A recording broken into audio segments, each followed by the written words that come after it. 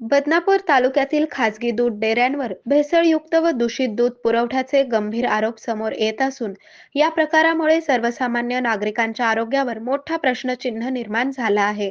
ग्राहकांची दिशाभूल करून पाणी व दूध पावडर मिसळून दूध विक्री केली जात असल्याच्या तक्रारी वाढत असून प्रशासनाकडून तात्काळ कारवाईची मागणी जोर धरत आहे.